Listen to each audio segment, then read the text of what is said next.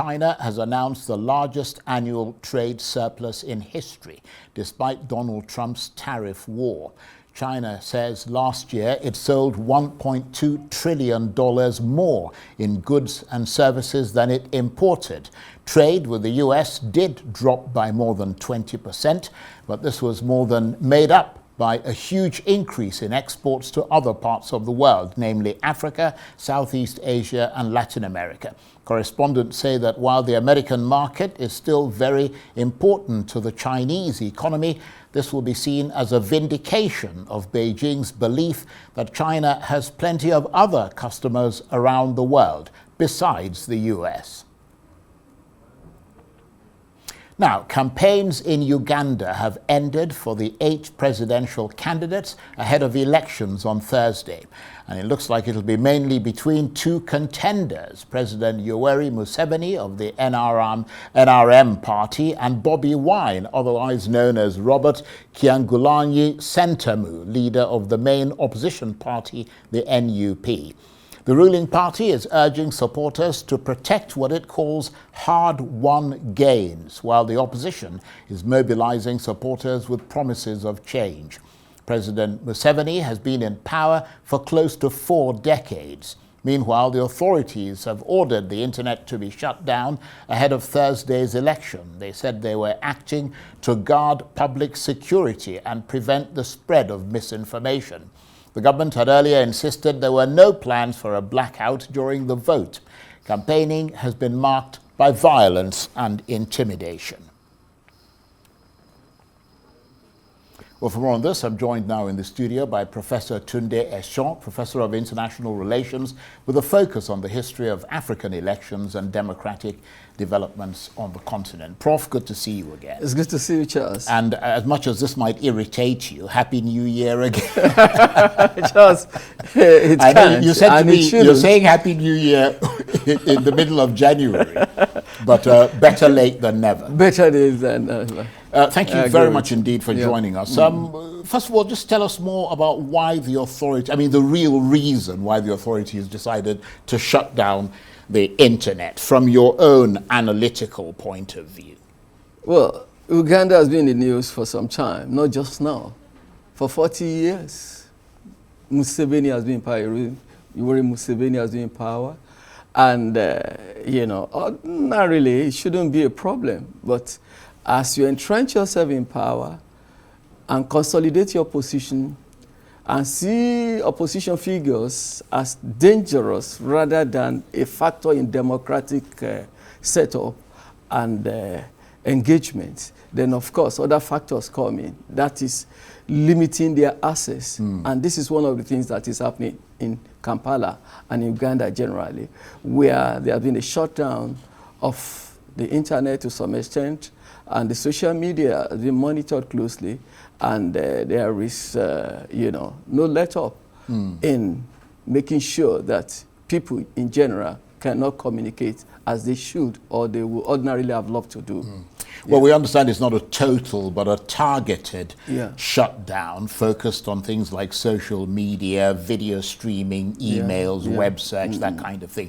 But the government had given assurances previously that it wasn't going to shut down the internet. And let's face it, there's misinformation not only in Uganda, but virtually everywhere in the world. That's the main reason they're giving, that they want to stop misinformation.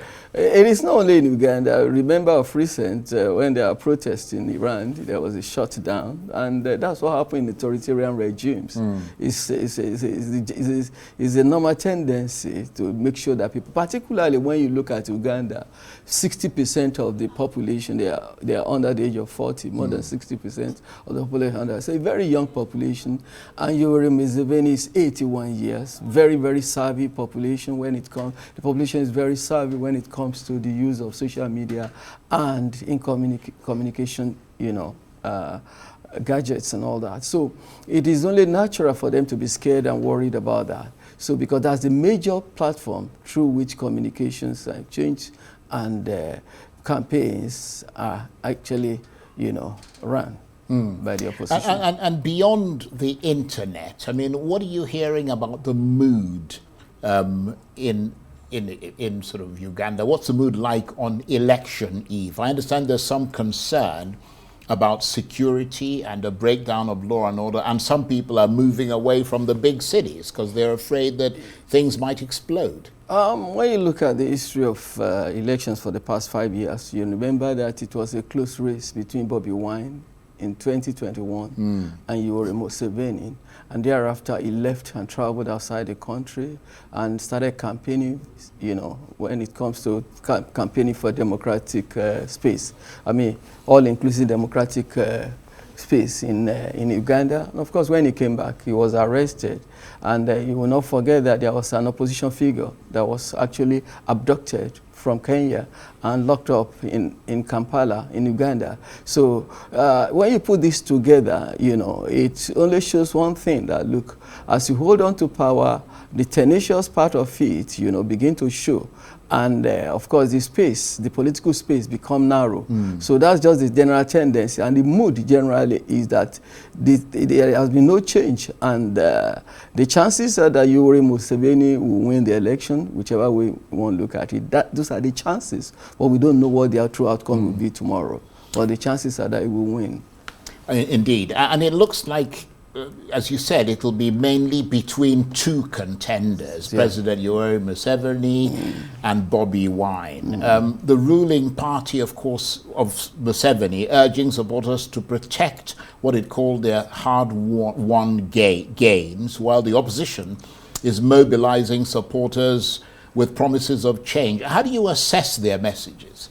Whichever we want to look at it, let me take you back to 1986.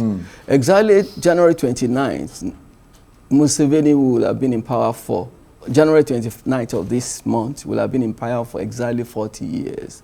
And I remember very well looking at history, what he said when he came to power. You understand, looking at the history of Uganda was that, look, the major problem of Africa and Uganda generally is not the problem of the people, but the problem of people, I mean, of rulers who wants to overstay in power. That's quoting him, you understand, who wants to overstay in power.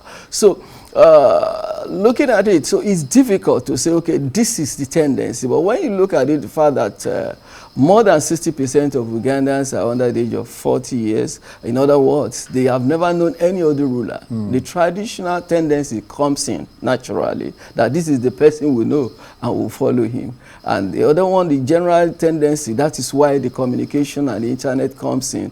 The Gen Z, for example, will say, look, there is a new tendency in town and a new movement, and that is the national, you know, unity platform led by Bobi Wine. And as you said, Prof, President Museveni has, of course, been in power for close to 4 decades. And that raises a deeper question, doesn't it? What comes next for Uganda if this election proves to be President Museveni's last? Yes, if it proves to be, what next is a bright future for Uganda. You remember, Uganda has always had this history of, you know, resistance, you understand? And they have weathered storms. Remember that that's where some of the, you know, most vicious ruler in Africa comes in. It comes from Idi Amin, for example. You understand? They have weathered storm.